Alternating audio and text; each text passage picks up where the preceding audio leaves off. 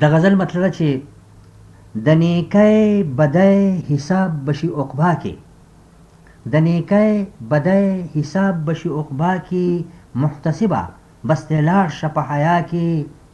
او کله کله چې په کړس کړس په خندا شي، نو نغمې غوندې خورې شي په فضا کې. او د سینې د سرو لمبو نه چې جدا شول، د سینې د سرو لمبو نه چې جدا شول، اسویلي مې په خندا شو په هوا کې. او احساسونه مې زړګي کې په لړزان کې، احساسونه مې زړګي کې په لړزان کې، دا اثر مې دی لیدلی ستا خندا کې. چې د پیغلو د ښایست ذکر شروع شي، را پیدا شي یو جنون غوندې په ما کې. او چې د زړه خبره شونډو ته رانشي، چې د زړه خبره شونډو ته رانشي، کله کله داسې کېږي په حیا کې. او